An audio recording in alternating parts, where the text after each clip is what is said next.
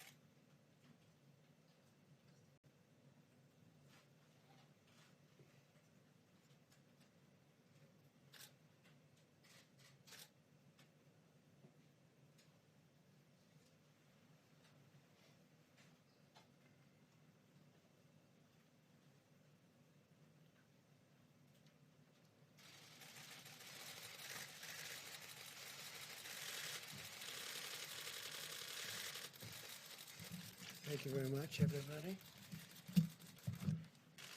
Thank you. So, America continues to wage all-out war to defeat the virus, this horrible, horrible virus. You see how terrible it is, especially when you look at the numbers from yesterday. And we explained why we're extending our nationwide guidelines to slow the spread for 30 days. Together, we have the power to save countless lives. We're attacking the virus on every front with social distancing, economic support for our workers, rapid medical intervention, and very serious innovation, and banning dangerous foreign travel that threatens the health of our people. And we did that early, far earlier than anyone would have thought, and way ahead of anybody else. In this time of need, I know that every American will do their patriotic duty and help us to achieve a total victory. As governments and nations focus on the coronavirus, there's a growing threat that cartels, criminals, terrorists, and other malign actors will try to exploit the situation for their own gain, and we must not let that happen. We will never let that happen. Today, the United States is launching enhanced counter-narcotics operations in the Western Hemisphere to protect the American people from the deadly scourge of illegal narcotics. We must not let the drug cartels exploit the pandemic to threaten American lives. In cooperation with the 22 partner nations, U.S. Southern Command will increase surveillance, disruption, and seizures of drug shipments and provide additional support for eradication efforts, which are going on right now at a record pace. We're deploying additional Navy destroyers, combat ships, aircraft and helicopters, Coast Guard cutters, and Air Force surveillance aircraft, doubling our capabilities in the region. Very importantly, our forces are fully equipped with personnel, protective equipment, and we've taken additional safety measures to ensure our troops remain healthy. Secretary Mark Esper, Attorney General Bill Barr, National Security Advisor Robert O'Brien will provide more details. In addition, I'm going to have General Milley, who's done an incredible job in so many ways, say a few words. And also with us, our Chief of Naval Operations, Admiral Gilday, who you know, I think you know, and Commandant of the Coast Guard, Admiral Schultz. So I'm going to ask Mark to start, and then we can go. And after that, we're going to take questions as it pertains to this, and then we'll go on to phase 2, which is the virus itself. Okay? Thank you. Please, Mark. Well, thank you, Mr. President, and good afternoon, everyone. I appreciate the opportunity to be here today as we make this very important announcement. At a time when the nation and the Department of Defense are focused on protecting the American people from the spread of the coronavirus, we also remain vigilant to the many other threats our country faces. Today, at the President's direction, the Department of Defense, in close cooperation with our interagency partners, began enhanced counter-narcotics operations in the Eastern Pacific Ocean and the Caribbean Sea. This initiative is part of the administration's whole-of-government approach to combating the flow of illicit drugs into the United States and protecting the American people from their scourge. I want to thank all of our partners in this effort, to include the United States Coast Guard, the Department of Homeland Security, the Drug Enforcement Agency, the Department of Justice, and members of the intelligence community for their tremendous support and cooperation. To conduct these enhanced operations, the President has directed the deployment of additional ships, aircraft, and security forces to the United States Southern Command area of responsibility. Included in this force package are Navy destroyers and littoral combat ships, Coast Guard cutters, P-8 patrol aircraft, and elements of an Army Security Force Assistance Brigade. These additional forces will nearly double our capacity to conduct counter-narcotics operations in the region. Additionally, 22 partner nations have joined us in this fight, bringing with them a variety of intelligence and operations capabilities needed to defeat these criminal organizations. Last year alone, United States Southern Command's operations resulted in the seizure of over 280 metric tons of drugs, much of which was designated for shipment to America. While this was an incredible achievement, there is much more work to be done. Transnational criminal organizations continue to threaten our security by smuggling cocaine, fentanyl, methamphetamines, and other narcotics across our borders. These drug traffickers put our communities at risk and destroy lives. Every year, tens of thousands of Americans die from drug overdose, and thousands more suffer the harmful effects of addiction. Furthermore, corrupt actors like the illegitimate Maduro regime in Venezuela rely on the profits derived from the sale of narcotics to maintain their oppressive hold on power. The Venezuelan people continue to suffer tremendously due to Maduro's criminal control over the country. Drug traffickers are seizing on this lawlessness by increasing their illicit activities. We must do more to prevent these drugs from arriving at our shores. These enhanced counter-narcotics operations that are now underway will further disrupt the flow of illicit drugs to America, deny our adversaries the financial resources they depend on, and build the capacity of our partner nations throughout the region. I want to thank President Trump for his leadership and support to this critical mission. This is a particularly important time for this operation to begin. As nations around the world shift their focus inward to deal with the coronavirus pandemic, many criminal organizations are attempting to capitalize on this crisis. The enhanced operations we are announcing today will keep the pressure on these criminal groups and protect the American people from the devastation caused by the flow of illegal drugs into our country. Mr. President, thank you for your leadership as we begin this important operation. While the men and women of the United States military work hard here at home to fight the coronavirus, we continue to take action around the world to defend our great country. Thank you, and I'd like to invite General Milley. Thank you, Secretary, for those words, and thank you, Mr. President, for your leadership. And I want to publicly thank Admiral Craig Fowler, the commander of U.S. Southern Command out of Miami, for leading this operation, which is underway effective today, and also Admiral Gilday, the Chief of Naval Operations, Admiral Schultz, for their contributions to this from their services. There's thousands of sailors, Coast Guardsmen, soldiers, airmen, Marines involved in this operation. We came upon some intelligence some time ago that the drug cartels, as a result of COVID-19, were going to try to take advantage of the situation and try to infiltrate additional drugs into our country. As we know, there's 70,000 Americans die on an average annual basis to drugs. That's unacceptable. We're at war with COVID-19, we're at war with terrorists, and we are at war with the drug cartels as well. This is the United States military. You will not penetrate this country. You will not get past Jump Street. You're not going to come in here and kill additional Americans. And we will marshal whatever assets are required to prevent your entry into this country to kill Americans. So right now the Navy has marshaled additional Gray Hull ships from both PACOM and EUCOM and for the Naval Fleet at Norfolk. And they are set sail already, and they are in the Caribbean right now. In addition to that, there's 10 Coast Guard cutters, and there's Special Operations Forces and Security Force Assistance Brigades, along with Air Force reconnaissance aircraft. The bottom line is you're not going to get through. Now is not the time to try to penetrate the United States with illegal drugs to kill Americans. With the United States military, we will defend our country regardless of the cost. Thank you, Mr. President. Thank you, Secretary. Thank you, Mr. President. Thanks for your decisive leadership as we confront this unprecedented challenge posed by coronavirus. And I'd like to thank you for your support for this important initiative, and thank all of the Secretary of Defense and all the services for taking on this important initiative. Obviously, during this crisis, we're all focused above all else on COVID-19. But at the same time, our law enforcement and national security work must go forward, protecting the American people from the full array of threats. For the Department of Justice, one of our highest priorities must remain destroying the Mexican cartels. Their trafficking is largely responsible for the deaths, as we all know now, of 70,000 Americans a year. And also the costs of this don't count the destroyed families, the destroyed lives, the draining of our national treasure as state budgets are crushed by the burden that this narcotic trafficking causes. The President has made clear that we are in this fight against the cartels to win, and that we are not interested in half measures, and that the threat posed by the cartel is not just a law enforcement threat, but a national security threat as well.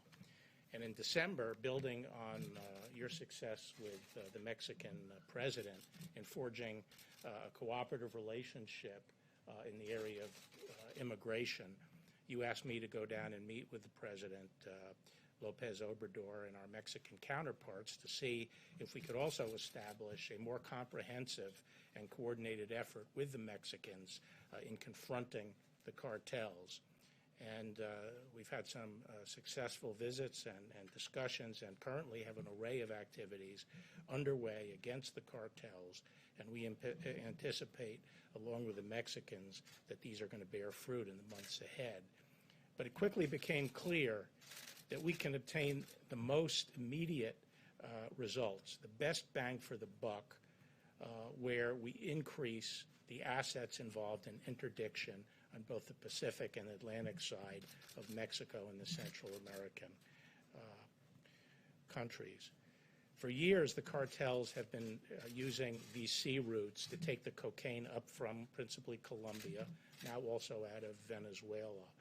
And these sea routes on both coasts have become the primary means of bringing cocaine up to the United States.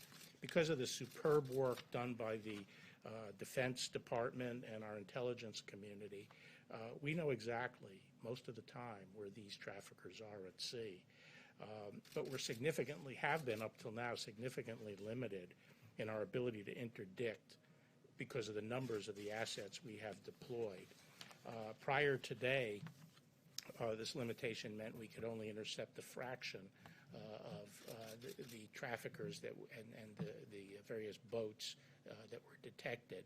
This will now double our capacity, and we are talking about hundreds of tons of cocaine now we're now in a position to seize.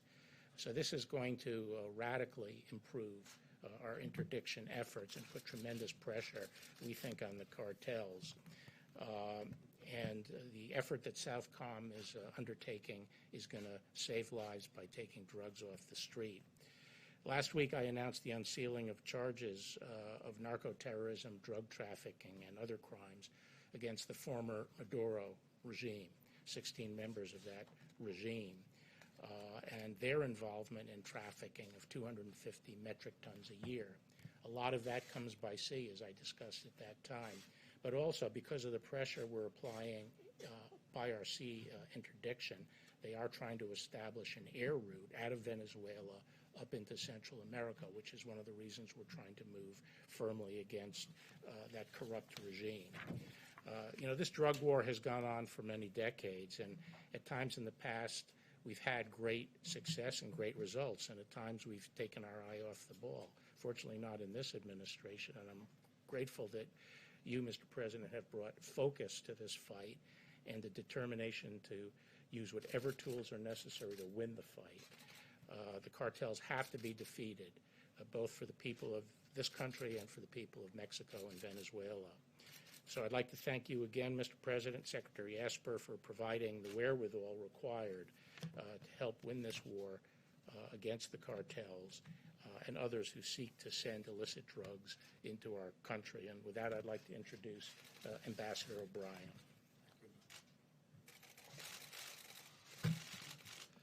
Thank you, General. Thank you, Mr. President. Today's action is another example of the bold leadership of President Trump and his commitment to protecting the homeland against threats that seek to destabilize the United States and our Western Hemisphere. The uncontrolled flow of illegal drugs into the United States poisons our communities, fuels the dangerous epidemic of addiction, and threatens the safety and security of all Americans. The impressive U.S. Navy, Coast Guard, Army, Marine Corps, Air Force, and interagency operation will address a range of threats to our national security posed by narco-traffickers and narco-terrorists. It will reduce illicit financial support for drug trafficking that provides the corrupt Maduro regime in Venezuela and other bad actors with the funds necessary to conduct their malign activities. Under President Trump's leadership, we will continue to execute our maximum pressure policy to counter the Maduro regime's malign activities, including drug trafficking. And this operation will help to choke off the funds that go to that corrupt regime. Maduro, narco-terrorists, and criminals should make no mistake that even as we are working around the clock to fight the spread of coronavirus, we will continue to execute the President's counter-narcotics strategy. We are working on a number of important national security priorities as we face this public health crisis. The United States will continue to combat disinformation and fake news about this virus. We will work with the world's largest oil producers to address volatility in global oil markets. We will always protect our servicemen and servicewomen around the world, including in Iraq and Afghanistan. I want the American people to know that President Trump and Vice President Pence and their administration are working tirelessly every day to protect the health and well-being of Americans and respond to the coronavirus. Our adversaries should take note, however, this president has a clear-eyed focus on America's national security interest. And let me be clear, it would be a mistake with terrible consequences for any adversary to attempt to do us harm during this health crisis or ever for that matter. Thank you very much. Thank you, Mr. President. Okay. So do we have any questions on this? Because this group is going to go back to work. We're going to leave. John? Question either for you, Mr. President, or Secretary Esper. What has changed that is allowing these assets to be deployed now, whereas General Barr said in the past they were not available? Well, for a long time, we've had a lot of drugs coming into our country, and it's not that it's increased. We've probably got it down a little bit, but it's still a tremendous number. Families are being ruined, lives are being ruined. It's an incredible thing, especially as you're at this position. You would never believe it. I see things that nobody would believe. I see reports that nobody would believe. So I met with the group behind me, all of them, and we said, what do you think we can do? And they think they can interdict. They think that we can stop it before it gets to the shores. And they're coming from all over the place. And we have incredibly talented people. So I think I'm going to let Mark just give them a little bit of an answer to that. But we just want to see if we can stop a good percentage of the drugs coming into our country. Sure thing. Thanks, Mr. President. So first of all, it's simply a matter of prioritization. The President's given us very clear guidance on what's important to him and protecting the American people. And as some of you know, I began a review months ago looking at all of our different geographic combatant commands and looking at where we can free up time, money, and resources to put into other endeavors. In this case, we had scrutinized our inventory fairly closely. Chairman Milley did a great deal of work on this with Admiral Gilday, and we felt that there was no risk to the fleet, to our operations, to free up, in this case, naval ships. We also freed up aircraft and other assets to apply them to this presidential priority. And, of course, the Coast Guard did the same. So it was a very good operation. We feel this is very important to the American people and completely in line with the President's direction. And how long will you be able to keep up this operational tempo? Well, it depends. What we're going to do is we're going to run it for some matter of time. I'm not going to disclose how long that will be, and then we will assess it. And then we'll make adjustments from there. We may increase, we may decrease, we may sustain as is. But this will be an assessment we will do as an interagency team. We'll report back to the President, and we'll take further guidance from there.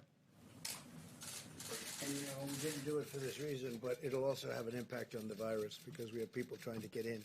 So not only drugs, but now we have a new phenomena, and that's at least for the next, hopefully, short period of time, the virus. So we'll be able to have an impact on that, too. Please. Yeah, Mr. President, could you expand on that a little bit? Because you tie it to COVID-19, saying that these drug cartels were taking advantage of the situation, of this pandemic. How exactly? Well, because we're focused on so many other parts of the country and even parts of the world. And all of a sudden, areas where we had it clamped down pretty tight.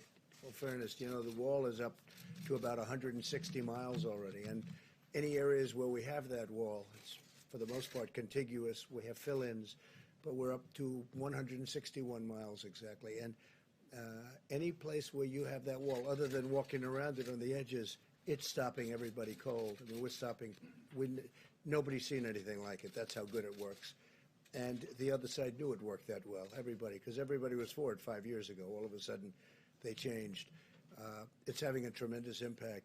But we are now focused on so many different things because of what's happened, because of this horrible, I say it's a horrible phenomena, that now we've got to focus on drugs. And the drugs come in from different methods, and we have the best people at sea anywhere in the world. So we'll have a tremendous impact on drugs. But one of the other things will also have an impact, we think, on the virus. Okay? Yeah, please. Ambassador O'Brien, did China underreport both the number of cases and the death toll from the coronavirus? And if that's the case, Mr. President, what does that mean for our relationship with China and your relationship with President Xi? Well, number one, I think the president has a great relationship with President Xi, and we'd like to have a great relationship with China. Unfortunately, we're just not in a position to confirm any of the numbers that are coming out of China. There's no way to confirm any of those numbers. There's lots of public reporting on whether the numbers are too low. You've got access to those reports that are coming out of Chinese social media and some of the few reporters that are left in China. We just have no way to confirm any of those numbers. Thank you. We really don't know. How do we know whether they underreported or reported however they report? But we had a great call the other night. We're working together on a lot of different things, including trade. They're buying a lot. They're spending a lot of money. They're giving it to our farmers. They're paying our farmers for the product. So, we're gonna continue that along. John, yeah. I have another one, sir. You tweeted earlier today that there was, you have uncovered intelligence that there is a sneak attack being planned against American troops, American assets in Iraq. Are we talking about Kataib Hezbollah again? Also, we don't want you're to say, saying, but we just have information that they were planning something, and it's very good information. It was led by Iran, not necessarily Iran, but by groups supported by Iran, but that to me is Iran. And we're just saying, don't do it. Don't do it. It'd be a very bad thing for them if they did it. the last time they did do it in early March at Camp Taji, there was a response from the military against Kataib Hezbollah and Kataib Hezbollah alone. Your That was a tweets, very powerful response, by the way. That response knocked out 5 different places, but it also took out a lot of very bad people. your tweets seem to suggest, though, that if it happens again, it may go up the food chain. Well, that was a very big response. We knocked out a lot. They hit one site, we hit 5 big ones and ammunition sites. You saw what happened. And I won't say how many people were killed, but some bad people were killed, and a lot of them. That was a big response. But this response will be bigger if they do something. Yeah, you had one, please. Yes, thank you, Mr. President. Just going back to your conversation with President Xi, wondering if you received an intelligence report that talked about the discrepancy in numbers, and if you addressed that with We have President not Xi. received that, but their numbers seem to be a little bit on the light side, and I'm being nice when I say that, relative to what we witnessed and what was reported. But we discussed that with him, not so much the numbers as what they did and how they're doing. And we're in constant communication with, I would say the biggest communication is myself and President Xi. The relationship's very good. Look, they're spending, they will be spending when things even out. This is obviously a little bit of a hurdle, what's happened over the last month. But they'll be spending $250 billion buying our product, $50 billion to the farmers alone, $200 billion to other things. They never did that before. So we have a great trade deal, and we'd like to keep it.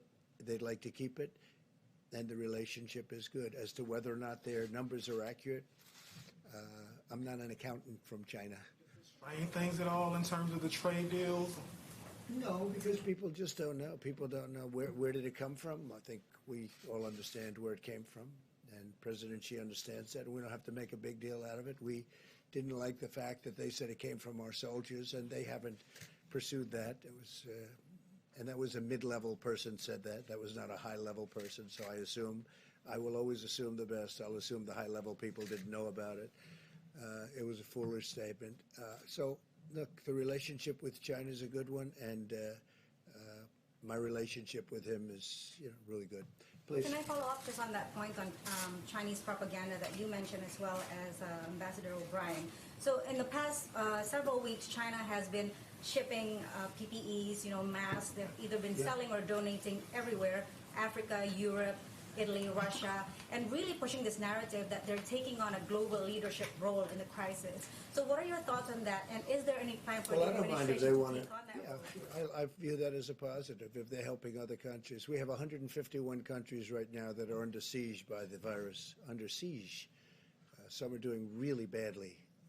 They don't know about social distancing. These are countries that aren't highly sophisticated. They don't have great communication to the rest of the world. They don't know the things that we're doing and that some others are able to do.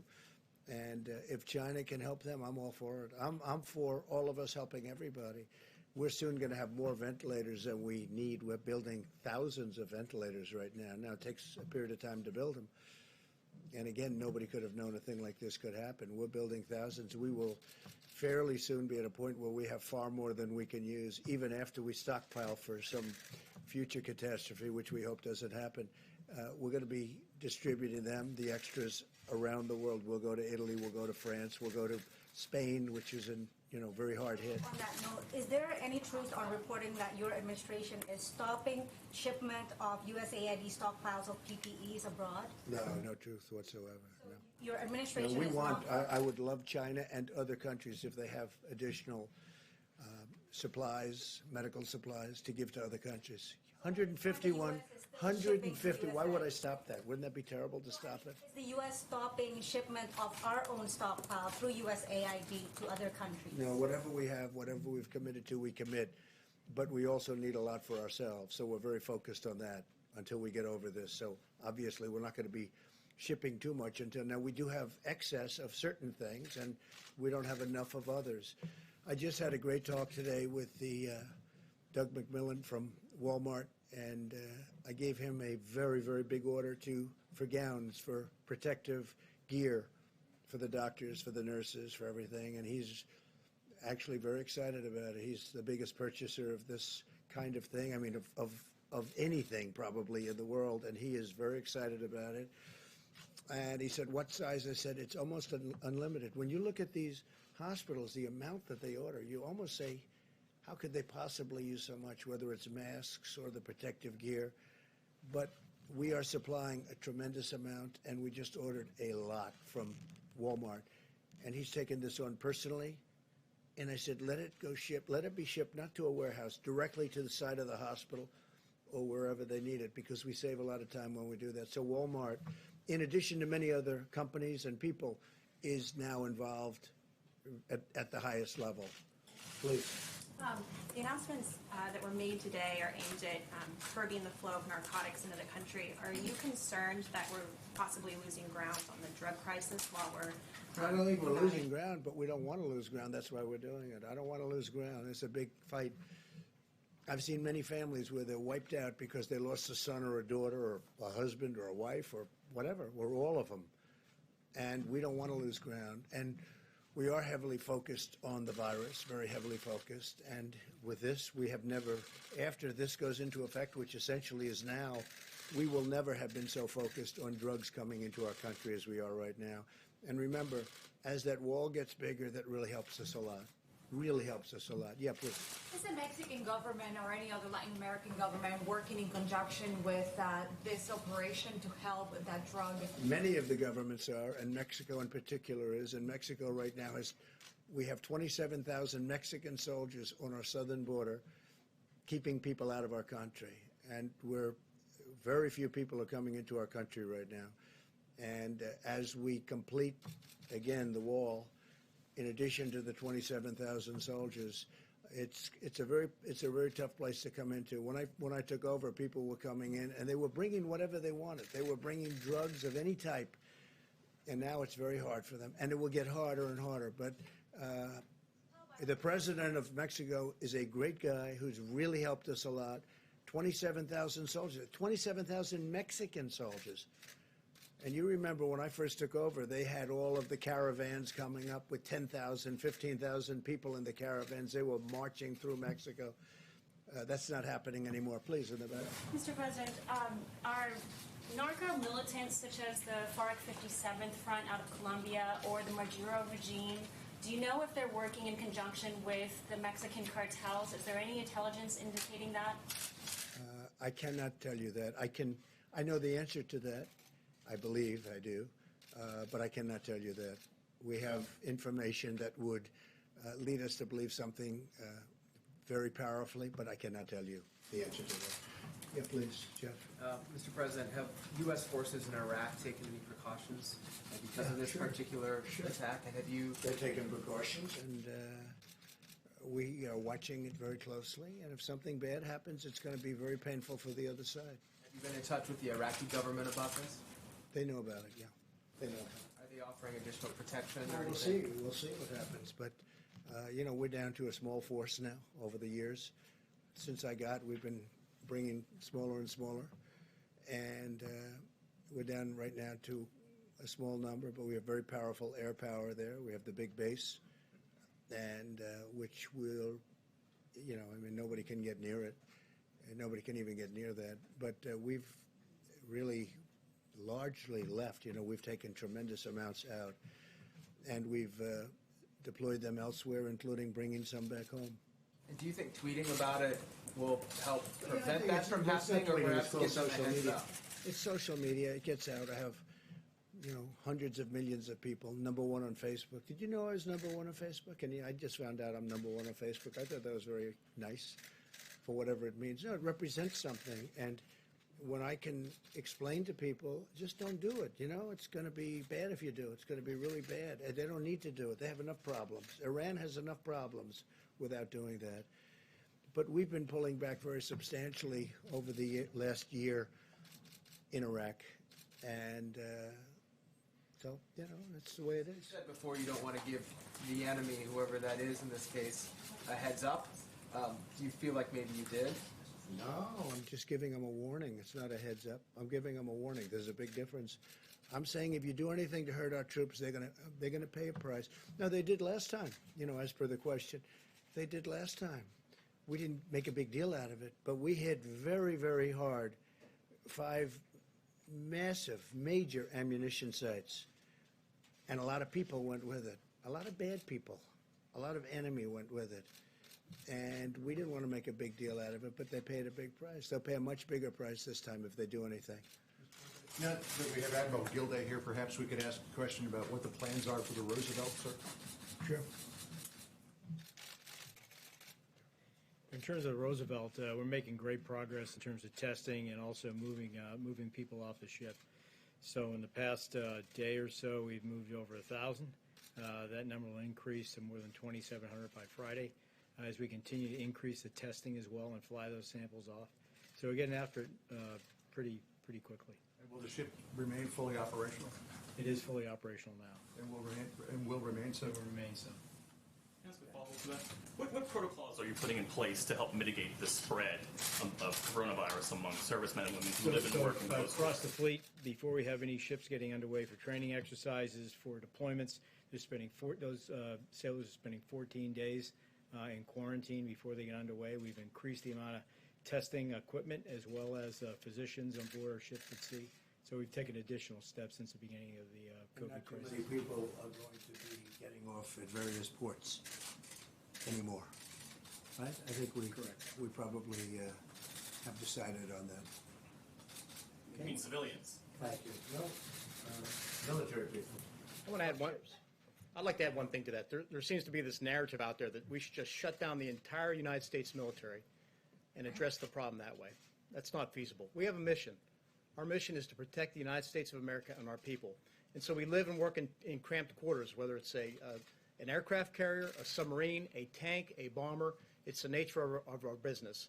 But the chain of command has very clear guidance, and I'm confident between the commanding officers and the senior non-commissioned officers that they're taking every reasonable precaution to make sure we practice as best we can social distancing, sanitizing environments, et cetera, consistent with that mission. And that's what I trust Admiral Gilday, Acting Secretary Mobley, and all the other service chiefs and service leaders to do.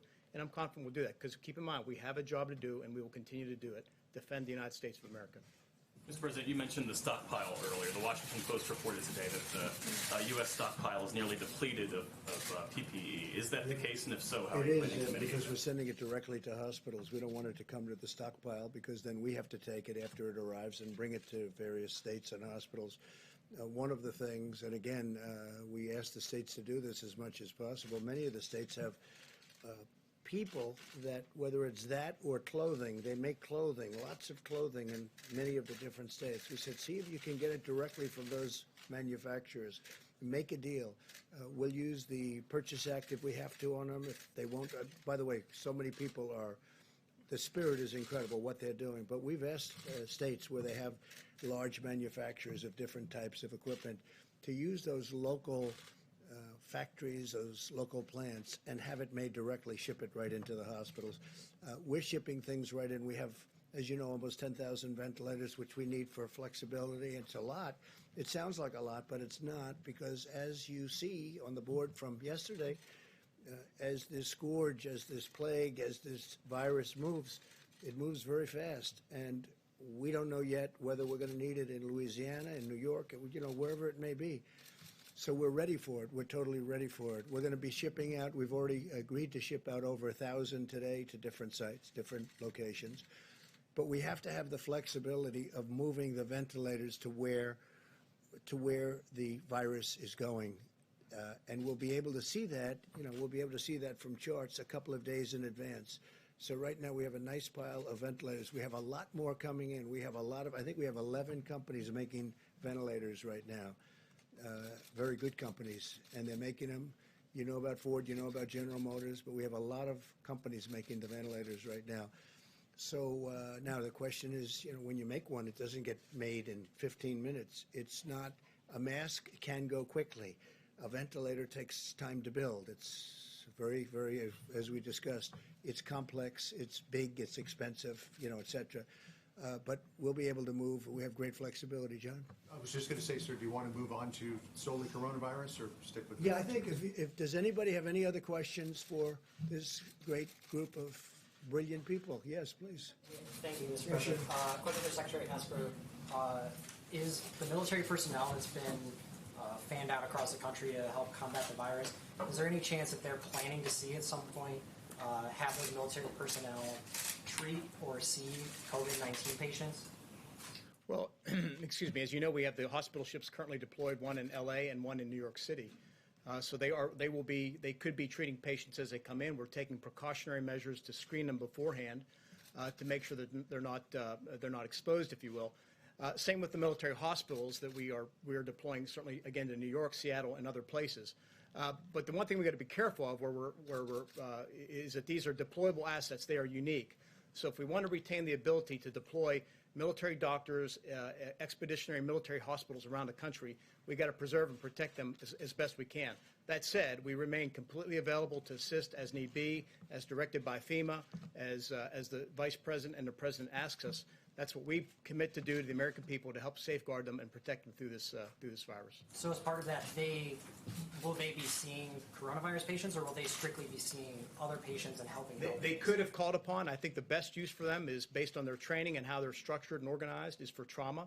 We can take the load off of hospitals with regard to their trauma patients, thereby freeing up rooms, and other doctors, particularly doctors who are, respiratory nurses or doctors who deal with infectious disease, to treat those type of patients. So I think it's the best use of our resources. But again, if push comes to shove, we're prepared to do what we have to assist the American people. At the same time, preserving the medical capability we need to support our Operation Deployed Forces abroad. And we're looking at doing 2 additional brand new hospital ships, because these ships have really, they really struck a blow, very positive blow for what they're doing, going to Los Angeles, going into New York. So we're looking very seriously at building 2 additional ships of about the same size. Building 2 new ones or deploying? It'll either be, building, but we're looking at building either 2 new ones or doing the renovation of another large ship. But this has really worked out well, so probably 2 brand new ones. So, Mr. President, Is this concerning the gentleman, or do you want them? You don't want them to get back to work and capture all those bad people? A follow-up, Mr. President, or Mr. Sure, Secretary. I know that Secretary Wilkie has said he's on standby waiting to hear if VA hospitals need to be opened, the doors need to be opened to civilians. True. Are you talking about that? Yes, Could we see that happen? In How fact, soon certain could that hospitals, happen? yeah, certain can move very quickly. He's a very capable man. We're ready to move very quickly. As an example, in Louisiana, they have a very big hospital, so we're looking to move very quickly if we need them. Hopefully we won't need them. We're going to find out pretty soon. We're only going to know when, at the time it happens. We prepare for the worst. We are preparing for the worst. Unfortunately, that's the way we have to look at it. Just to follow up on the purpose of these naval ships, you mentioned something about treating trauma patients, and I'm just curious. What about things like giving birth? Would mothers be expected in New York, for example? Well, as I understand, they're not doing that on the ship. That's the one thing they're not doing outside of the COVID-19. They're not doing that. The birth of a baby not being done on the ships. Okay. Can I have a follow-up question with Attorney General Barr, please? This has to do with the visa restrictions on immigrant doctors. Is the administration considering easing the restrictions or waiving restrictions for doctors with J1 or H1B visas so they can help other doctors during this crisis? Actually, the immigration laws are no longer under the administration of the Department of Justice, and I haven't been participating in any of those discussions. What about you, Mr. President? Can you respond to that question, Mr. President? To Secretary Esper, the WHO, this is on the topic of coronavirus in Iran. The WHO confirms that Iran is vastly underreporting its coronavirus cases, not just cases, but fatalities. According to on-the-ground estimates, that might be as high as 15,500 deaths. 32 commanders in the military in Iran are now confirmed either in dire condition or dead. You have 8% of the parliament now down with coronavirus. So is Iran's soundings of aggressions today that President Trump just tweeted about, do you think strategically, is that a bluff on their part, or is this a sign of very clear desperation? Where are you strategically on that? Well, first and foremost, we empathize for the Iranian people. I mean, they clearly have been hit hard. As you know, I think the president's spoken about it, certainly Secretary Pompeo. We've offered assistance. We've offered medical supplies, et cetera. They have refused that. I think if the Iranian regime put more interest in terms of taking care of their people in the context of this virus, they would be better served. Instead, the Iranian regime continues to want to spread its malign activities throughout the region. They want to continue to send out the Quds Force and others to cause problems throughout the region. We know that in one way, shape, or form, they're either resourcing, directing, approving, or whatever operations for Shia militia groups in Iraq that are targeting American forces. So I think at the end of the day, again, I feel deep concern for the Iranian people. The important thing is that the Iranian government should focus on them and stop this malign behavior that they've been conducting now for over 40 years. I think the entire region, and certainly the Iranian people, would be better off for it. And I happen to think they want to make a deal. They just don't know really how to start. And they've been given some bad advice by former Secretary Kerry, some very bad advice. And I really think they want to make a deal, which is the Logan Act, but we'd have to look at the Logan Act. All you have to do is take a look. I think they've been given very bad advice by Secretary Kerry. I think that they're dying to make a deal. Look, their country's in trouble. Their economics are shot. They've got a lot of bad things going. I think they'd like to make a deal. They can get it settled very quickly. No nuclear weapons. No nuclear weapons. They can't have nuclear weapons. It's very simple. Okay, let's let these folks get back to work. Is that okay? Thank you all very much.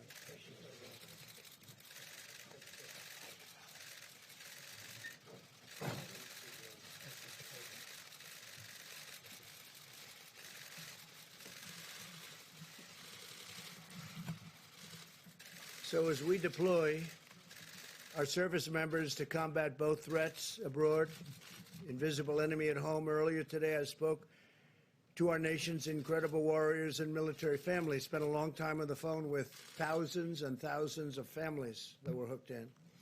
In order to stop the spread of the virus, some of these families have delayed planned moves to their next duty station.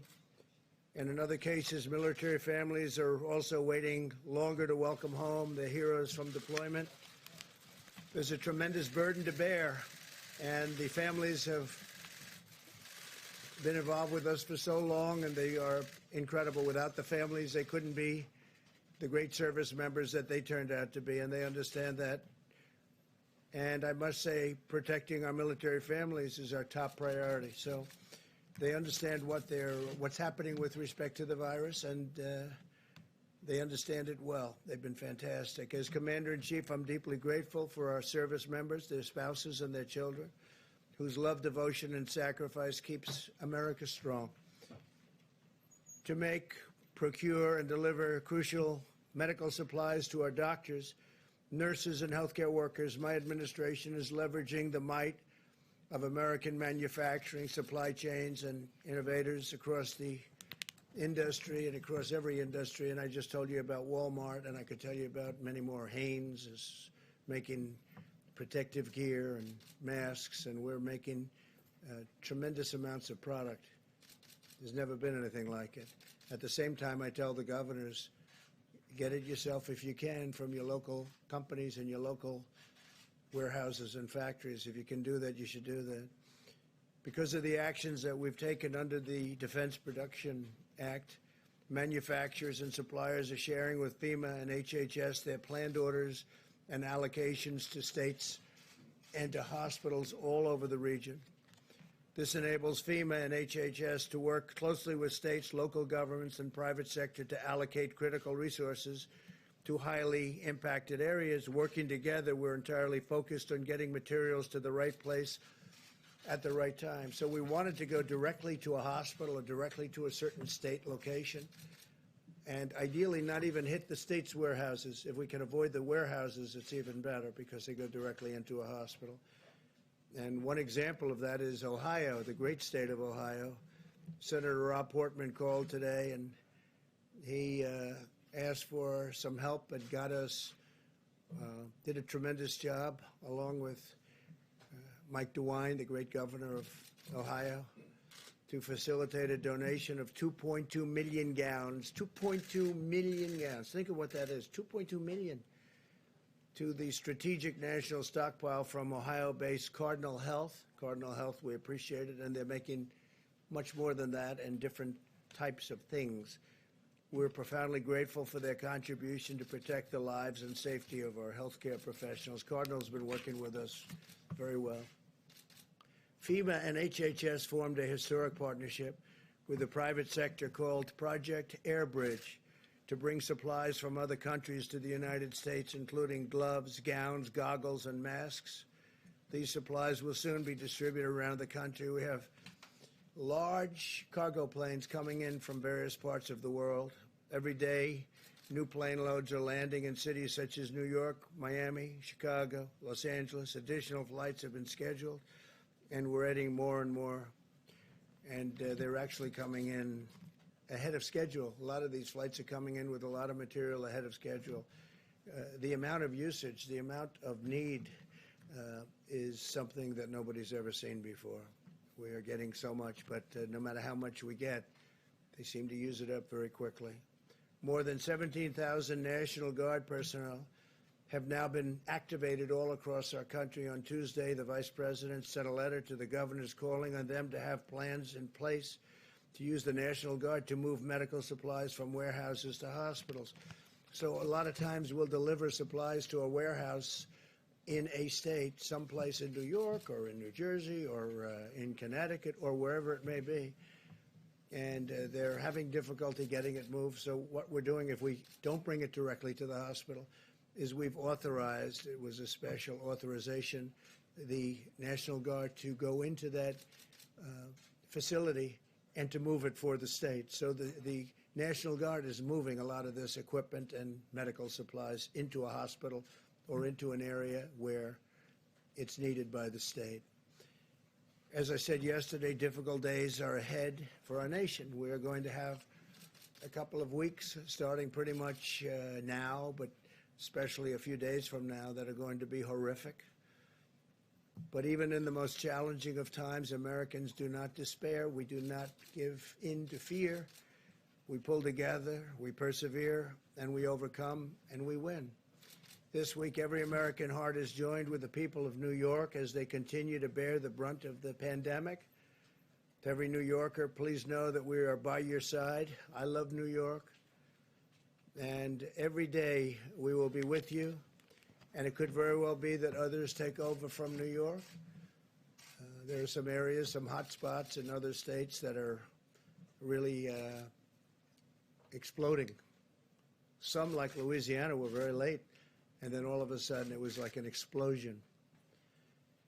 In confronting this deadly plague, America is armed with capabilities never dreamed of in past centuries. You look at 1917, the pandemic, it was something, ravaged parts of this country, but ravaged Europe, ravaged.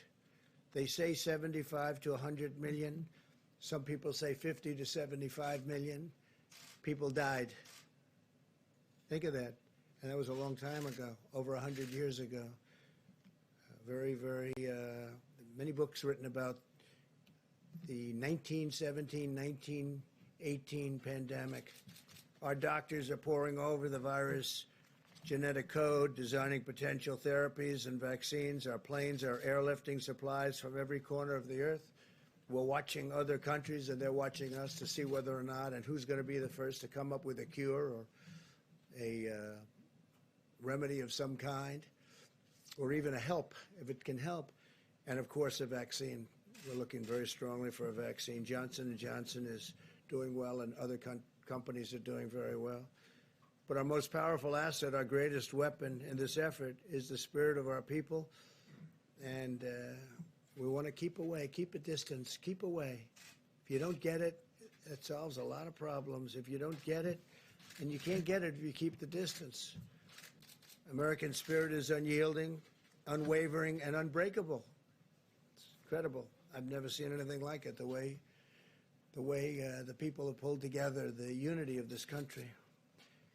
So together we're going to win this war, and the sooner we do, the sooner we can begin to rebuild, and we're ready to rebound and return to normal lives. We went from the best economy in the history of the world, the best economy that this country has ever seen, the best employment numbers we've ever had, 160 million people working, almost 160 million, to a point where the professionals came to me and they say, sir, you're going to have to shut the country down. I said, what does that mean? They said, sir, you're going to have to shut it down. And we're going to build it up, and I think we're going to build it up fast. I think we're going to have a tremendous rebound. There's a great energy and a great pent-up demand. And as you know, Phase 3 was terrific, and Phase 4, what passed in Congress, and Phase 4, if that happens, will be great. I already proposed paying almost zero interest on bonds, and I proposed a $2 trillion infrastructure plan, which would not only fix our roads and highways and bridges and tunnels and other things, but will also do something very good. It's called jobs. I'm also asking that restaurants and entertainment facilities go back to the old deductibility from corporations, where corporations can buy, because otherwise a lot of these restaurants are going to have a hard time reopening. It takes a long time, and they're going to have a hard time reopening. So we're asking for going back to deductibility, where corporations can buy, and corporations can go out to lunch and they pay and they get a deduction on what they eat. They get a deduction on the bill, and same with the entertainment. It's going to bring a lot of people back. I think it'll open up the restaurant business. People forget that years ago they had that, and when they got rid of it, when they ended it, for whatever reason, but they ended it, many, many restaurants went out of business. Many entertainment-type facilities went out of business, and now's a great time to bring it back. It was a terrible time for that business after they ended it, but this is a great time to bring it back. It'll keep our restaurants going. In fact, I think the restaurant business will be actually bigger and better than it is right now. So we're also talking about that. And now what we'll do is we'll take some questions, and I see Mike is back with some of the folks. That's great, Dr. Fauci. And we will, how are you? Thank you, Deborah. So we'll take some questions, and we make progress day by day, please. Mr. President, so yesterday you were talking about a friend you had who was in a coma. Yeah. I'm sorry to hear your friend's going through that. But you said this is no flu. There's still some people who kind of think of this as the flu, and over the past month you've compared it to the flu sometimes, saying treat it like the flu, or treat it how we handle the flu. So what changed your thinking on that, or your language on that? I think the severity.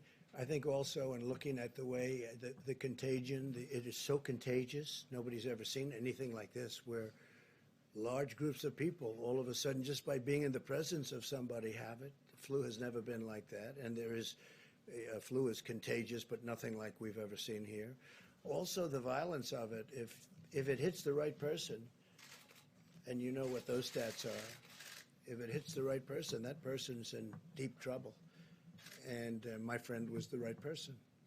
When you heard about that with your friend, like, was that a turning point? Yeah, in your well, not a thinking? turning point. No, before that I knew how, because I'm seeing numbers and I'm seeing statistics that are, not exactly very good. So, but it hit him very hard. He's strong, a very strong kind of a guy, but he's older, he's heavier, and he's sort of central casting for what we're talking about, and it hit him very hard. I've never seen anything like it. Yeah, John? Mr. President, and maybe this is a question as well for Dr. Birx or Dr. Fauci.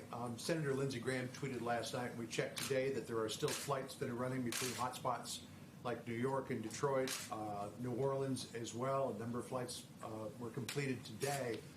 Senator Graham's point is, if you're going to declare mitigation, should it not be full mitigation, and you stop people from traveling? Well, we're thinking about doing that. At the same time, we just, to start these airlines and to start this whole thing over again is very tough, John. It's very tough. And you have them going, in some cases, from hotspot to hotspot. If you notice, they're usually hotspot to hotspot. Very few flights, New York to Miami. But we're thinking, we're certainly looking at it. But once you do that, you really are clamping down an industry that is desperately needed. But how do you make that calculation as to whether or not you keep the industry afloat or your risks spreading contagion? That is a calculation that we're looking at right now. We're looking at it very strongly. Please. So let me follow up to that, Mr. President. Not every governor has issued a stay-at-home order. All of you have made it very clear how important it is to stay home, that we are in a dire situation here. And that's how you stop the spread, is staying home. Sure. Why not take the power out of the hands of the governors and you just issue a stay-at-home order for every state in this country? States are different, and I understand that Governor of Florida, great governor, Ron DeSantis, issued one today, and that's good, that's great. But there are some states that are different. There are some states that don't have much of a problem. There are some, well, they don't have the problem. They don't have thousands of people that are positive, or thousands of people that even think they might have it, or hundreds of people in some cases. So you have to look. You have to look at states. You have to give a little bit of flexibility. But if a state in the Midwest, or if Alaska, as an example, doesn't have a problem, it's awfully tough to say, close it down. So we have to have a little bit of flexibility. Look, we're helping governors. We're really here to help governors. They're the front line of attack. And that includes in purchasing, by the way. We're here and we're backing them up. And there's never been a backup like we've given them. We've given them billions of dollars worth of things, medical supplies and ventilators, thousands and thousands of ventilators. We have thousands under construction right now. We have thousands ready to go in case they need it. There's never been anything like this. I mean, they've done really, the people have done incredibly. We're building hospitals all over the country. We're building hospitals right now at a rate that has never even been contemplated before. They're mobile hospitals, but they're really not mobile. I mean, they're incredible structures. But we're building many hospitals. Louisiana, New Jersey, New York, we just finished a massive hospital complex. And we also have medical centers built in New York. I mean, we're building hospitals at the rate that this country has never done before. And hopefully it's all going to work out. Follow up on defense, sir. It's Mr. President. I just want to make sure we're clear on the planes. Are you looking at just curtailing routes between certain hotspots, or is it broadly? Well, we're looking at the whole thing, because we're getting into a position now where we want to do that. We have to do that, and so we're looking at the whole thing. Yes. So, and we may have some recommendations. Second question on economics. Just with oil prices are very low. Yeah. The Saudis have increased production. I know that you've spoken about liking low oil prices, but then there's also the industry aspect. Like from 1950, these oil prices. So, and that's when they had big dollars, big, beautiful dollars. So do you advocate cuts? Do you advocate cuts to production? Do you... Well, look, we have a great oil industry, and the oil industry is being ravaged. And as you know, Russia, and I spoke to President Putin, we had a great call. Russia, Saudi Arabia, I spoke with the Crown Prince, so we had a great call. But I think that they will work it out over the next few days. you ask me. I think it's too simple not to be able to. They both know what they have to do. So I think I have confidence in both that they'll be able to work it out. But it has ravaged an industry worldwide, not here. I mean, worldwide, the oil industry has been ravaged. So there was a lot of oil production to start off with, and then on top of it, it got hit with the virus, and business went down 35, 40%. So that business is a tough one. And, you know, they have ships all over the sea. I told you yesterday, all over the sea, massive tankers that they're using for storage. They go out and they just sit there. There's no place to go. They have massive amounts. Now, gasoline is going to be 99 cents a gallon and less. You know that. That's already starting. It's popping up, 99 cents. So that's like giving a massive tax cut to people of our country. When we try and get the airlines going, if fuel is costing much less, it helps with getting the airlines, which is always a tough business, always has been a tough business. But with that being said, look, I want to get that industry back where it was. We were doing records in that industry also. We want to get it back to where it was. So I think that Saudi Arabia, Russia, they're negotiating, they're talking, and I think they'll come up with something. I'm going to meet with the oil companies on Friday. I'm going to meet with independent oil producers also on Friday or Saturday, maybe Sunday. But we're having a lot of meetings on it. I think I know what to do to solve it. But if they're unable to solve it, then I think I know what to do to solve it. Or can you give us a glimpse we of won't what mention you're it now, but it's tough. I think I know what to do to solve it. We don't want to lose our great oil companies. You know, we're the #1 producer of oil in the world. And a month ago when you said that, it was great. Today when you say it, it's not so meaningful. But I do believe there's a way that can be solved, or pretty well solved, and I'd rather not do that. I think that Russia and Saudi Arabia at some point are going to make a deal in the not-too-distant future, because it's very bad for Russia.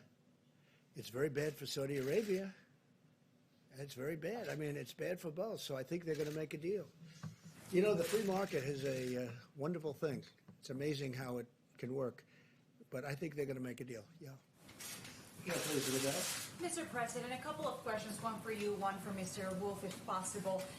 Over 5 million immigrants in this country do pay taxes through their IT numbers, yet they will not receive any money in their stimulus package, and no undocumented immigrant will receive any aid from the government during this crisis. How do you suppose they survive during the COVID-19? Well, you know, you're saying undocumented, meaning they came in illegally. And a lot of people would say we have a lot of citizens right now that won't be working. So what are you going to do? It's a tough thing. It's a very sad question.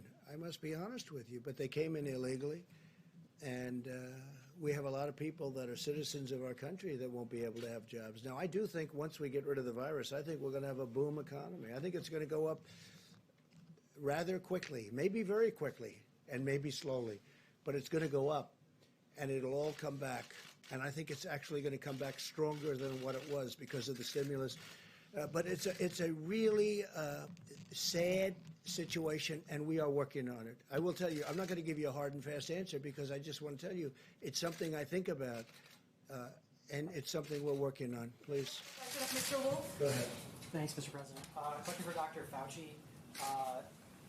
Looking beyond when we're on the other side of this curve, are we looking at living with some sort of social distancing guidelines essentially until there's treatment or a vaccine? For example, people looking forward to the summer talk about, you know, going to baseball games, going to concerts. We have political conventions over the summer.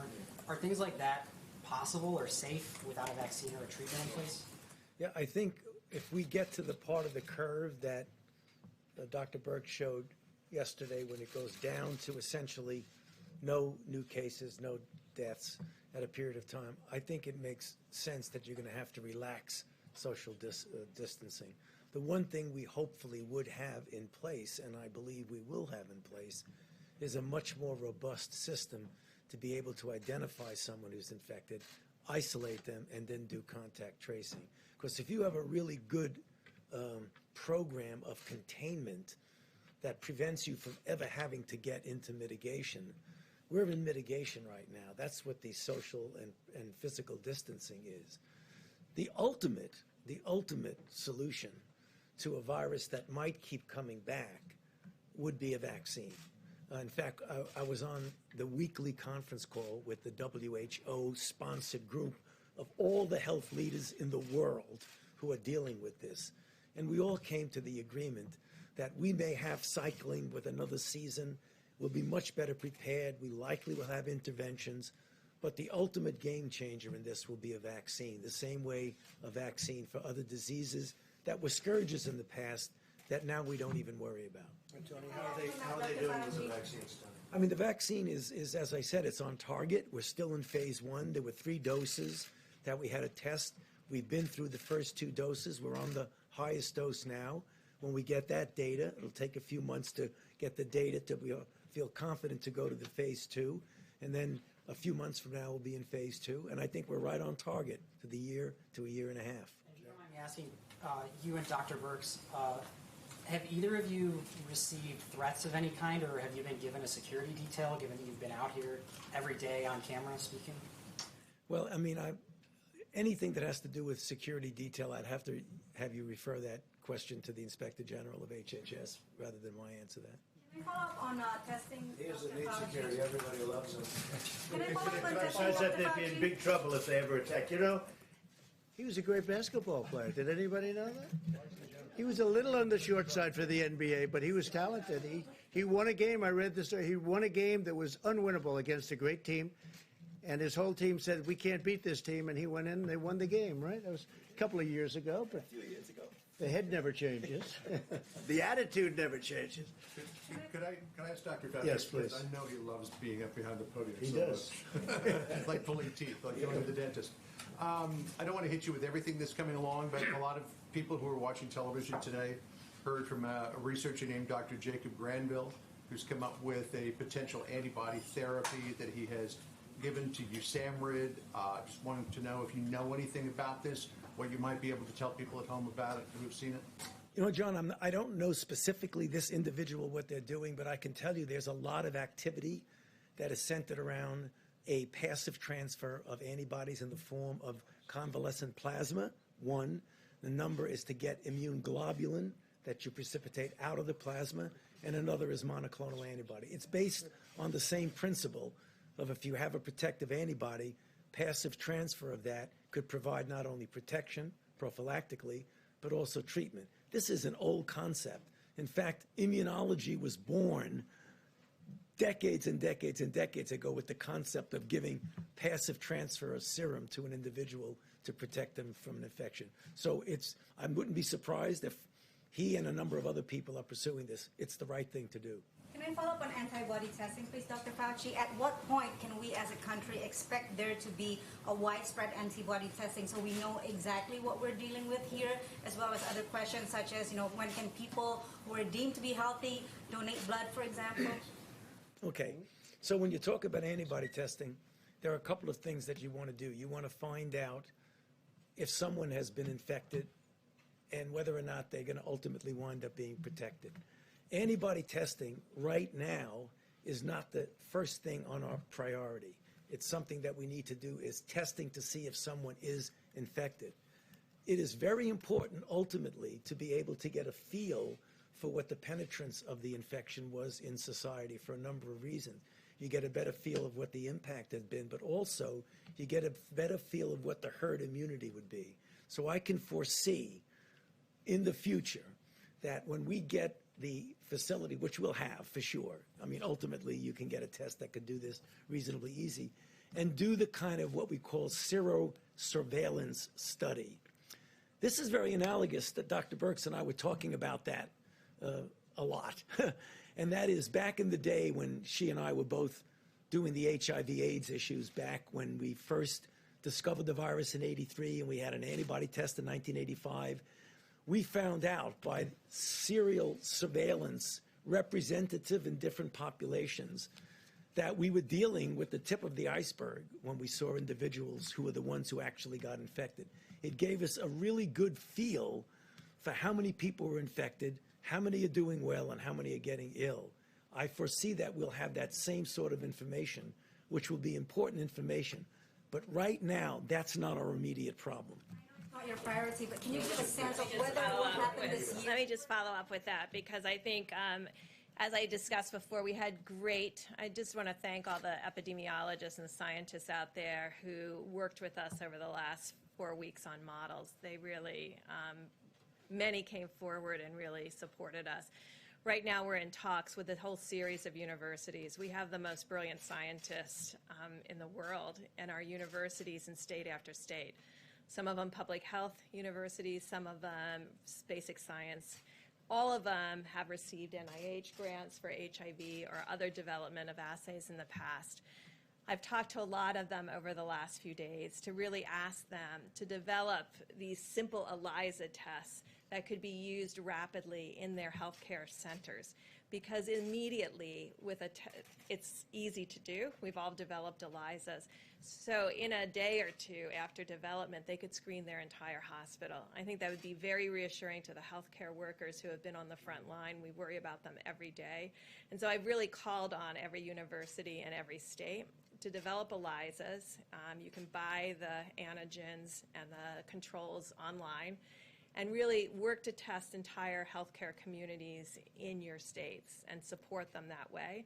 At the same time, we worked in sub-Saharan Africa on what we call dry blood spots. So we're looking at, could you use that in a community while we work on the point of care test, where you just dot blood onto this paper, and then that can go into the lab and be analyzed. That would allow us to look in nursing homes and other long-term care facilities immediately.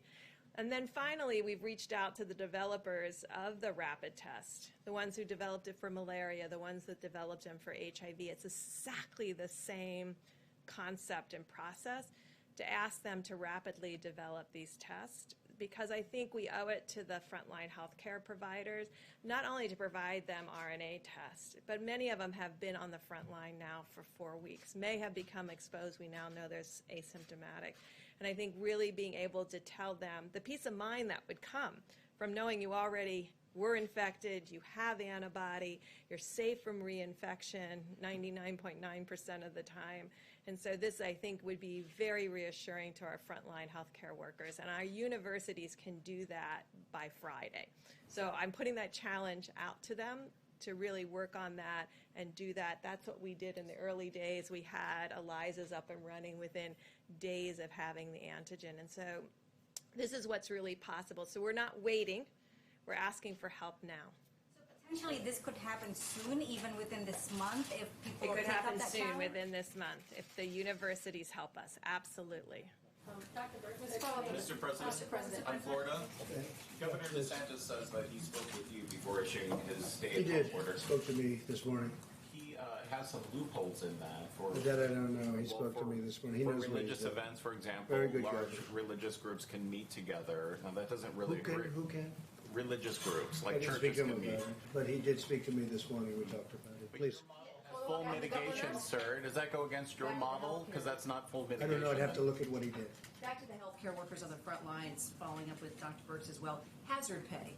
You have said you have wanted that for the healthcare workers on the front lines. I know Secretary Mnuchin has mentioned something about that possibly in I the like it. fourth level of the stimulus I package. like it. But can you make it happen now? Do we have to wait for a fourth Well, stimulus? I think it's something we're discussing in terms of bonus or bonus pay. It doesn't have to be called hazard pay. It could be called, hey, look, I watch those people go into hospitals that I know.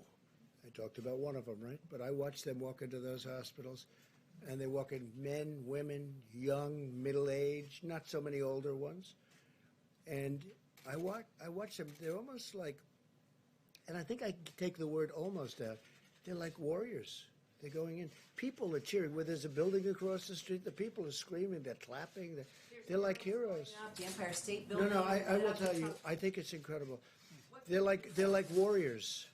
They're like soldiers, and we're gonna be doing something for them. So whether it's bonus, because we're hopefully going to be over this relatively quickly. It's going to be vicious for a period of time, but hopefully we're going to be over this. You have a lot of questions today. Look at you. There's You a know lot- this young lady behind you? Never met her before in my life. We're practicing social distancing. That's good. That's a good It makes idea. our marriage strong. That's good for a marriage, right? There are a lot of people who are worried about getting sick, and do they end up in a hospital? People who are uninsured, and will they be crushed by medical bills? You were considering last month already, in March, reopening the healthcare.gov exchanges. There has been a determination not to do that. Could you tell us what the rationale was behind that Okay, you decision, might- and what Yeah. would you have as an alternative? Okay, they took that up under the task force, and maybe, Mike, you want to say a few words about it? Well, thank you, Mr. President. And what I can tell you is that the President has made a priority from the outset of our task force work, make sure every American knows that they can have a coronavirus and they don't have to worry about the cost. We were very inspired as well because of the President's engagement with the leading health insurance companies in the country, that now, so far, 2 of the top health insurance companies in America have announced that they're not only willing to waive copays on testing, and now testing is fully covered because of the bill the President signed for every American, but also that these 2 insurance companies have waived copays on all coronavirus treatment. And I can assure you that as Congress and the President and the administration begin to discuss the next piece of legislation, we're going to make sure that Americans have those costs compensated and covered. Our priority right now is ensuring that every American takes the 30 days to slow the spread to heart.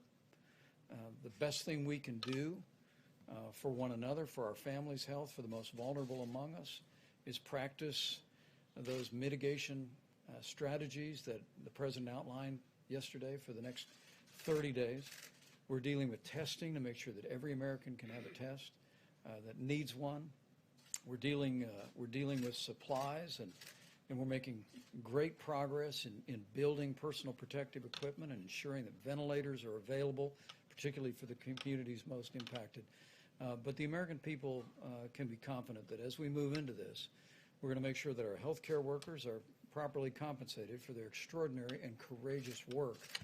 And we'll make sure that the financial burden on those who end up contracting the coronavirus and dealing with its most serious symptoms also can deal with those issues and deal with those costs. Understood, Mr. Vice President, but there will be people who don't have insurance who get sick before any of these mitigation efforts are put into place. And without opening the healthcare exchanges, where can they find insurance? People who aren't insured by these companies that are covering the cost of the copay, where can people go now to get health insurance if they get sick, before they get sick? Well, all across America, we have Medicaid for underprivileged Americans. And at the President's direction, the Center for Medicaid and Medicare Services has given unprecedented waivers for states to expand coverage for coronavirus testing and treatment. We've also extended waivers for Medicare administration to make sure that people have access to that coverage. But we're going to continue to bring opportunities to the President. The traditional systems of Medicaid, in particular, for the uninsured in America. Could you expand that to cover middle class people? Well, I think what we're seeing health insurance companies do today, John, is really inspiring. I mean, one of the things that's characterized the President's approach here. People who already have insurance. Well, one of the things that has animated and characterized the President's approach is the way he's engaged American businesses to step up and do their part. And as the President said many times, we're inspired by the spirit of American businesses. I was at a distribution center for Walmart today in Southern Virginia, and I saw the way this company that literally has already hired thousands of people. These workers are coming to work, the truck drivers are coming to work, farmers are working in the field. Grocery stores made a commitment to the President a month ago that no grocery store in America would close down.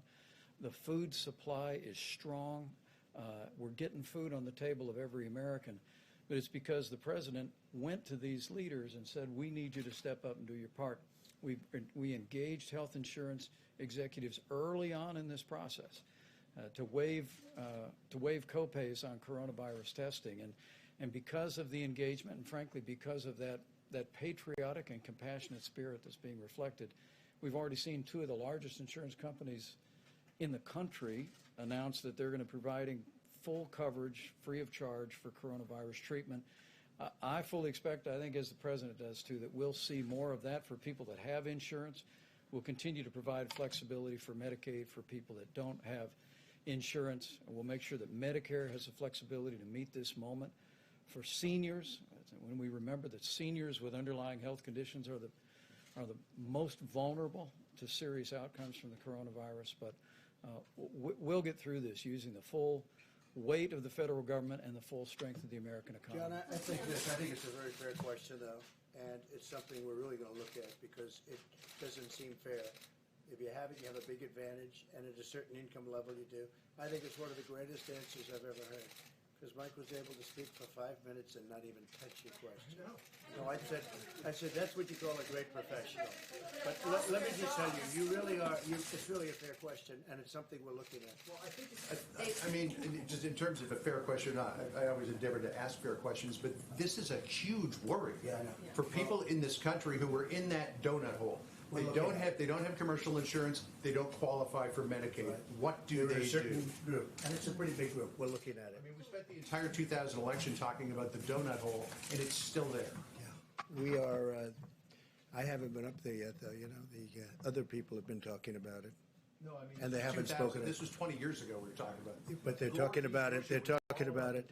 No, but they're talking about it in the 2020 election too, and nobody's gotten to it. Nobody's talked about it at all. Mr. President, I think we will. Yeah, I think we're going to get to it. I think we're going to get to it. I don't think the other group will get to it. They haven't even spoken about it, and it's a big group of people. Are you committing that there's No, I'm something not you're committing, gonna but it's do something for we're going to the look at. I can't commit. I have to get approval from it. I have a thing called Congress, but it's something we're going to look at, and we have been looking at it. In the, you mentioned in this congressional bill, the sort of phase 4, you would like to see something. If there is a there. phase 4, but we're certainly looking at certain things. We want to help restaurants, entertainment. We want to help because it's jobs, not that restaurants, it's jobs, tremendous amounts of jobs. So we're looking at that. We're looking at infrastructure. I mean, we think of it. We will have spent $8 trillion, and you know, it's way back. We're way pulled back, but we will have spent $8 trillion in the Middle East, and yet our roads are in bad shape, our bridges, our tunnels, bad shape, and we're going to be the talk of the world again soon. But we want $2 trillion. We will have spent in the Middle East, and all we got out of it was death and cost. But all we got out of it was death. Millions of people. You have to look at the other side, too. Millions and millions of people killed. Our great soldiers, thousands killed, so many wounded, hurt.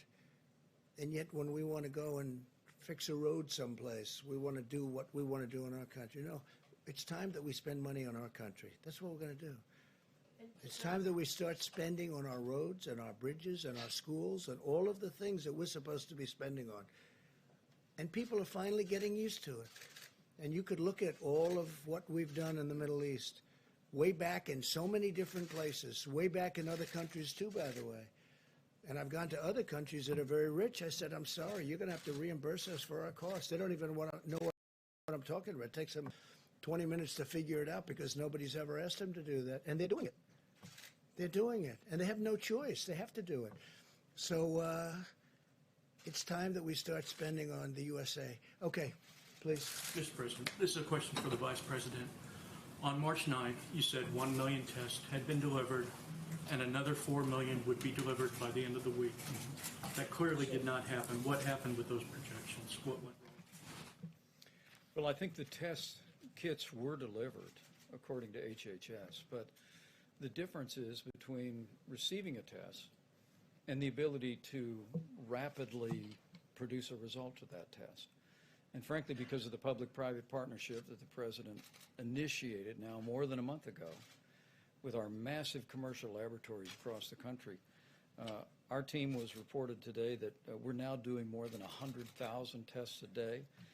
More than 1.2 million tests have been performed.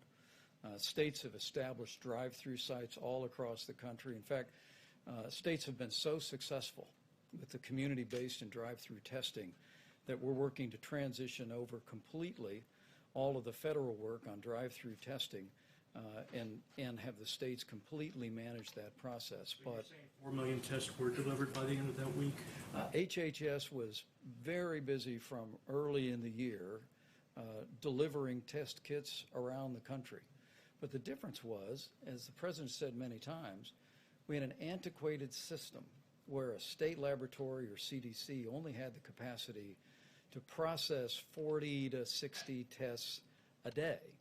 Now with the commercial labs, literally those labs are processing tens of thousands of tests every day. And so while we're continuing to distribute test kits around the country, now because of the partnership with companies like Roche and Quest and LabCorp, the American people are seeing the results of those tests more rapidly than at any point in the past, and we expect that will continue to expand. But the exciting news this weekend about Abbott Laboratories having a 15-minute test approved is going to put us in a position, we believe, down the road to get to where Dr. Fauci and Dr. Birx want us to be for many of the states that don't yet have significant outbreak. There's some 19 states where we don't have significant outbreak, but we want to be doing the kind of surveillance testing in those states that will allow us early on to identify people with the coronavirus, do what the experts call contact tracing, and ensure that in that state we don't have an outbreak of the coronavirus. So, in many countries all over the world, want to know whether or not they can use, especially our new test that was just developed by Abbott, which is almost instantaneous, which is going to be great.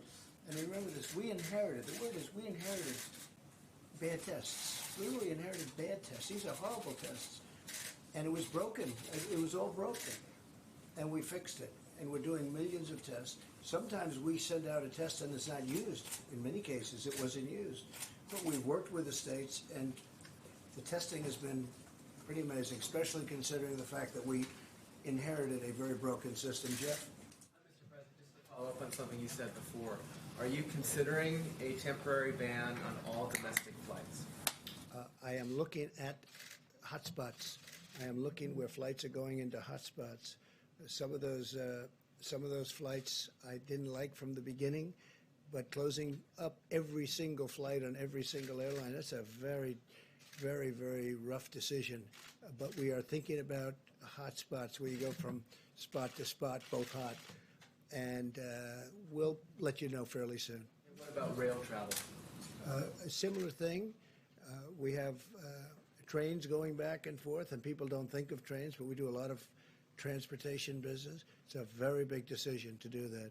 And we're pretty late in the process from the standpoint that this is starting. You're going to start seeing, I think, over the next couple of weeks, you're going to start to see us hit a top and start coming down. So we'll make those decisions. Those are very, very big decisions from the standpoint of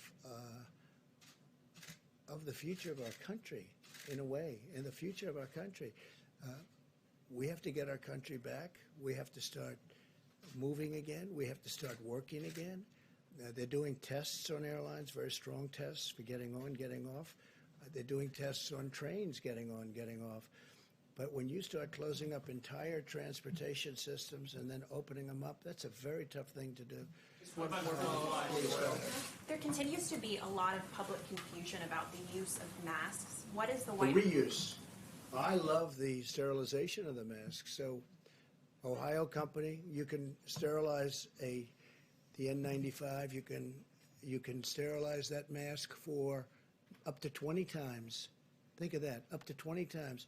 We're throwing them out, and they're very expensive masks. They're throwing them out.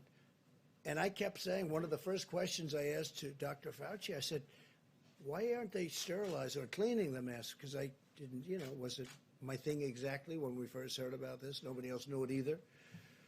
And now we have a company, and I guess a number of companies, one in Ohio, a great one, that makes equipment where you can sterilize a mask up to 20 times, which is fantastic. Okay. What about you or me? What about the public? Should we be wearing masks out? We've heard lots of different recommendations. I don't believe, look, there's a big thing. A lot of people don't like it. Some people don't like it because you're taking it away from the medical professionals. Some people don't like it for other reasons. I don't see where it hurts. And it doesn't have to be a mask. It can be a scarf. Scarf is highly recommended by the professionals. I don't see where it hurts. I think, frankly, if people wanted to do it, we don't want to do anything that's going to take masks. You're talking about a tremendous amount of masks when you do that. We don't want to take them away from our medical professionals, but I certainly don't see it hurting. But what I do see people doing now is using scarves. And I think in a certain way, depending on the fabric, I think in a certain way a scarf is better. It's actually better. Mr. President. Yeah, please, you didn't get it. Go ahead. Thank you, Mr. President. I wanted to ask you about social distancing and how it applies to religious organizations. Yeah. Some churches, as you know, have continued to hold services, even though you have advised people that they need to practice social distancing. There was a pastor of a mega church in Florida over the weekend who held services that were attended by several hundred people. So my question to you is, should pastors be holding services in the middle of this pandemic? And even if they do, should Americans be going to church? Well, my biggest disappointment is that churches can't meet in a time of need. You know, this is really a great time for churches to be together, for people to get together on a Sunday or whenever, any day, and meet. And yet, if you do that, if you do it close, you're really giving this invisible enemy a very big advantage. So it's the biggest, I think the single biggest disappointment is you can't, one of the reasons I said, wouldn't it be great just to pick a date, as you know, I called it aspirational. An aspirational date would be Easter, and I will tell you, it's very, very disappointing. But again, you get too close, and if somebody's sick, you're going to probably catch it. So you have to be very careful. Yeah, just real quickly, Joe Biden's campaign came out with a statement today saying that Biden would be. Did he write the statement, or did some PR person write it? As far as I know, the campaign was wide awake, sir, and they sent out a statement that Joe Biden would be open to having a phone call with you to talk about the coronavirus pandemic. Okay, sure. Would you take his call? Oh, absolutely. You would talk to him about it? I'd love to speak to him, sure. He should be work able together. to. I always found him to be a nice guy. I don't know him very well, frankly, but I think he's probably a nice guy. No, if he'd like to call, I'd absolutely take his call. Okay? You could tell him. All right? But you have talked about the failings of the Obama administration in leaving you with empty shelves and no plans. Well, they have no ammunition. They have and said maybe you got no rid of the ammunition. pandemic office and the National Security Council. We didn't do that. That turned out to be a false story. Now you're starting to go, what, are you working for CNN? I'm pointing out what they have said and what you have Good said. you were That's with all. Fox. But Fox isn't so easy either. Don't kid yourself. Mr. Hey, look, John, let me tell you something. You know that's a false story. What you just said is a false story. This doctor knows it better than anybody. No, but you shouldn't be repeating a story that you know is false. All right, who's next? Please, go ahead. In the back, you didn't get it. Talk about Iran, and Iran is struggling with the virus. It's very sad what's happening in a Iran. broken economy. Under which conditions would you consider suspending, say, U.S. sanctions? Well, look, we have to talk to them. I think we could work out a deal with Iran very quickly. All they have to do is call. I just think that, you know, they're proud people, and the leadership is proud. They're proud, like all of us. We're proud. You people are proud. They're having a hard time picking up the phone, or they're having a hard time setting up the meeting. But they could fix their country pretty easily.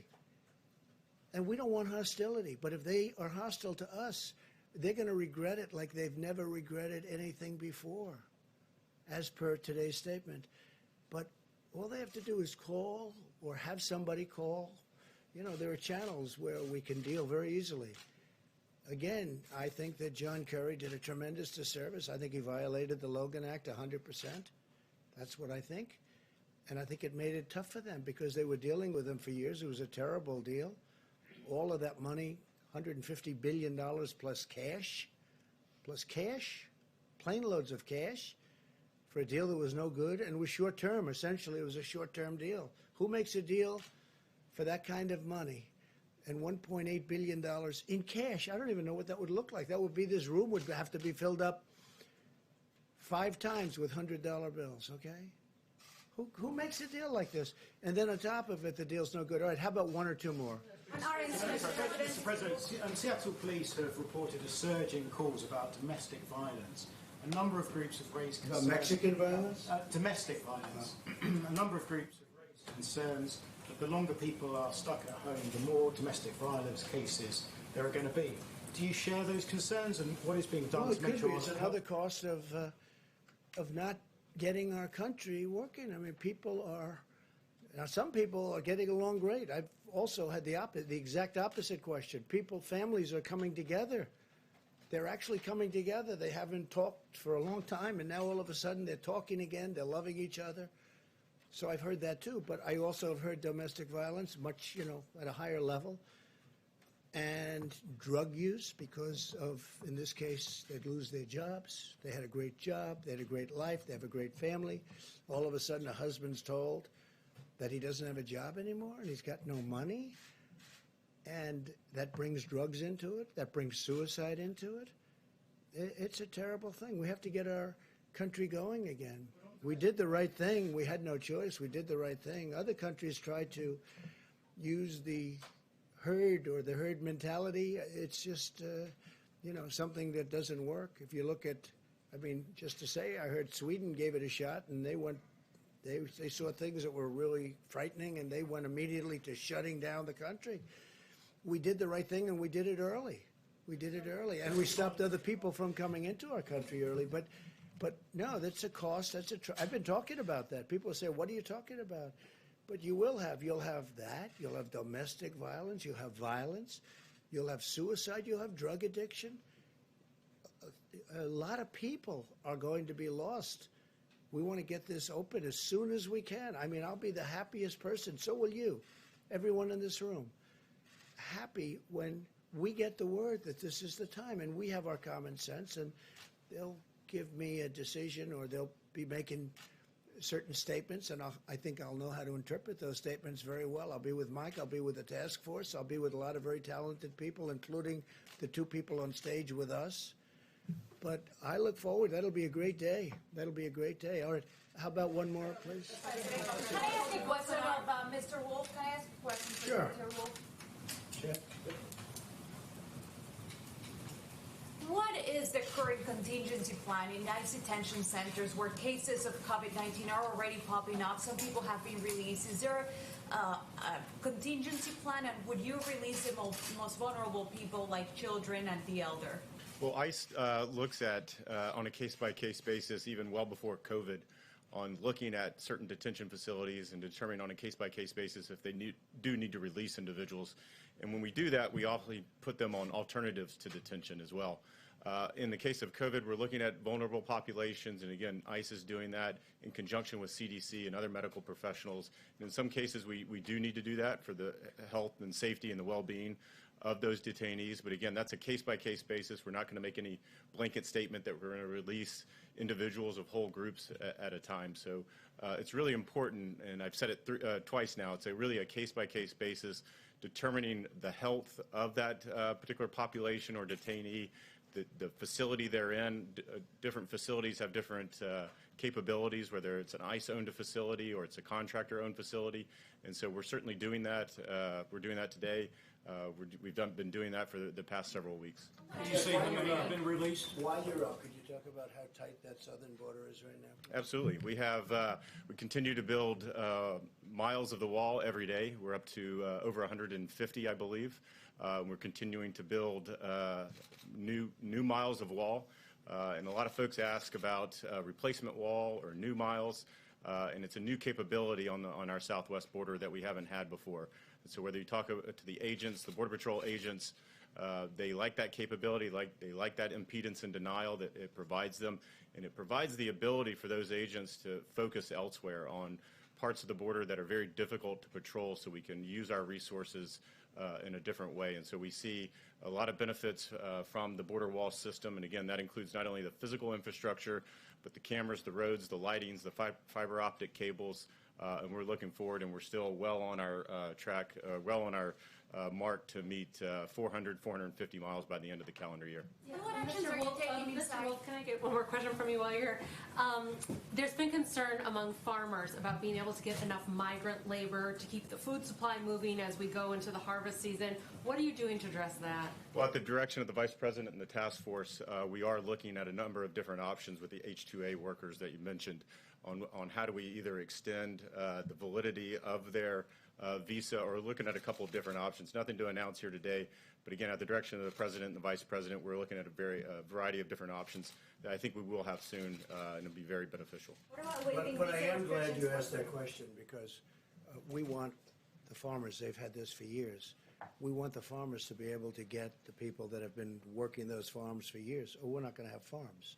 So they're going to come in, and they're going to be given a certain pass, and we're going to check them very, very closely, especially over the next month. Because remember, after a month or so, I think once this passes, we're not going to have to be, hopefully, worried too much about the virus. But we want them to come in. We're not closing the border so that we can't get any of those people to come in. They've been there for years and years, and I've given the commitment to the farmers they're going to continue to come, or we're not going to have any farmers.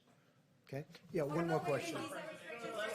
Who are you with, by the way? I'm with Voice of America. So Why? what about waiving visa restrictions Amazing. on immigrant Okay, doctors? who else, please? In less than 24 hours, sir, 2 ships will arrive at Port Everglades with people who are infected. We're looking at the 2 ships, yeah. Should We they have, eliminate- Canada notified, a lot of Canadians, a lot of British on the ship, and they're coming to take the people that are on the ship back to their homeland. Canada's coming, UK is coming, and we have a lot of, and we have Americans. We have some people that are quite sick, and we're taking care of that. I'm speaking with the governor about that a lot, and it's a tough situation. It's a tough situation. You know, you can understand. You have people that are sick on those ships, and states don't want to take. They have enough problems right now. They don't want to take them. But we have to, from a humane standpoint. We don't have a choice. It's like, I don't want to do that, but we have to. People are dying. So they will be led into the country. We're going to do something. We're going to do something. At a minimum, we're sending medical teams on board the ships. We're taking the Canadians off and giving them to Canadian authorities. They're going to bring them back home. The same thing with the UK. But we have to help the people. They're in big trouble, no matter where they're from.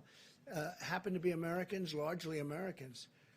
But whether they were or not, I mean, they're dying. So we have to do something.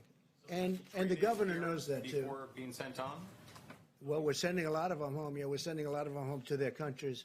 But we'll be doing something, and we'll be announcing it. You'll see what we're doing. But we're also putting medical staff onto the ships so that we can, we have to take care of the people. Mr. President. At the risk of getting chewed out again? No, you won't. Mr. President, the IRS is requiring people who don't normally file income tax to file a simple income tax return in order to get their $1,200 check. Is that the way it's going to be, or is there something you can do to? I had heard that. Now I don't know. Do you know that answer, Mike? IRS issued some guidance. Yeah. It sounds like it. It's I mean, not in the bill, but it's we can get IRS. back. Yeah, it's a process that they're working on. We'll get back to you as soon as we find out. All right, one more, please. Mr. President, you spoke with President Bolsonaro of Brazil today. I did. I spoke to him. According to Twitter. He's great. He's a great guy, and he's doing a wonderful job. You'll From meet Brazil. with his Spoke to him this supporters, morning. talking to them. So what And is your just a assessment? very complimentary call. He's working very hard. He's got a problem with the virus, got a big problem, and we talked about it today at length. We had a call this morning, and Brazil is shut down, as you know. They weren't going to shut it down, but they had to. So Brazil is shut down. The world is shut down. Nobody's ever seen anything like this. The entire world is shut down. You go from having the most powerful economy in the world and from other countries that are doing well to being everything is shut down. It's very sad, but we're going to get it going, and we're going to be stronger than ever. I really believe that. We're going to be stronger. We're going to have a big bounce, a very big bounce when this is gone. And I just want to thank the American people. I want to thank these great professionals, and I want to thank the media, because really, for the most part, the media has been very fair. Thank you very much, everybody. Thank you, Mr. President. Thank you, Mr. President.